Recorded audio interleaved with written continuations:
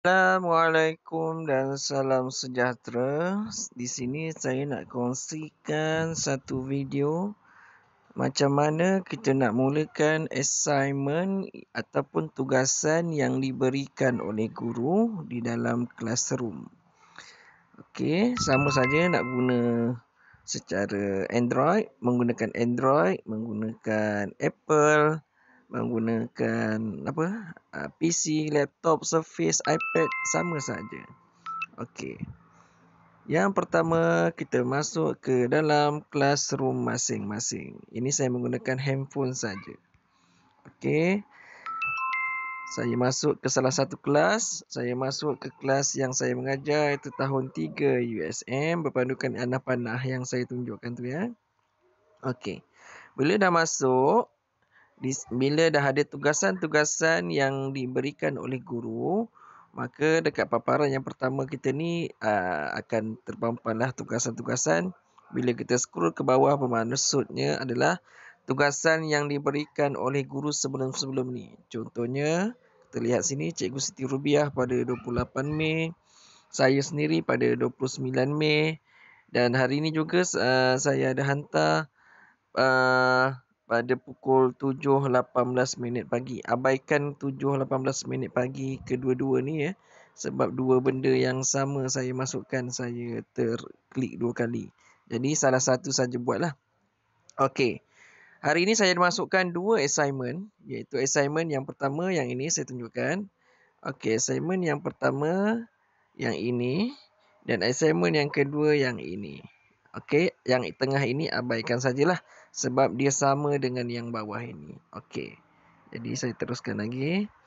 Okey, kita pergi kepada assignment yang pertama yang bawah ini, klik saja. Okey, baca arahan yang diberikan, kemudian tengok bawah your work, maknanya tugasan lah. Okey. Klik pada nama saya tu, sebab saya yang beri tugasan tu, Muhammad Badru Hisham tu, saya sendiri. Klik saja.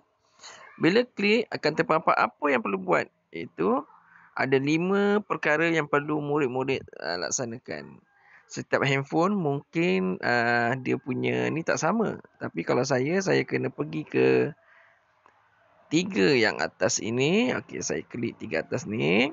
Saya perlu tekan open with. Bila tekan open with ni, okey, saya kena, ini sebab tadi saya dah buat. Okey. Alamak. Okey. Ini sekejap ya.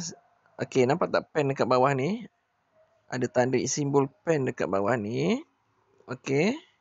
Klik simbol pen ini. Okey, bila dah klik baru dia boleh edit. Okey, yang ini tengok contoh saya padam. Ini contoh saya dah buat sebab dia auto save. Sebab tadi saya ada buat. Saya ada rakam satu video, kemudian ni saya rakaman video yang kedua lah. Okey. Jadi tulislah apa 5 yang perkara tersebut yang saya ada sharekan tadi. Okey, jadi murid kena salingkan semula lah. Ini sekadar contoh je. Kemudian bila selesai, pergi ke atas ini anak panah ni. Klik anak panah ni. Okey, selesai saja tu, tak ada button nak kena hantar. Tak perlu sebab dia auto save. Sekejap ya, mana bendanya? Okey, di sini. Dia dah save. Dia memang auto save macam saya tadi. Buka-buka dia dah jadi yang macam ni kan. Sebabnya dia dah auto save. Jadi, langkah seterusnya ialah back semula. Back lagi. Kemudian, dekat add class comment tu, sebelum tu lah, klik yang dekat bawah ni. Hand in. Hand in maksudnya nak hantar lah. Okey, klik. Kemudian sekali lagi klik dekat hand in ini. Okey, klik je. Okey, jadi bermakna dia dah hantar tugasan tu kepada saya. Kemudian satu lagi sebelum selesai, klik dekat sini. Okey, contoh add class comment yang di bawah ni. Sekejap ya. Serabutlah benda ni. Okey. Pergi yang dekat bawah ni. Okey, klik je apa-apa. Contohnya terima kasih.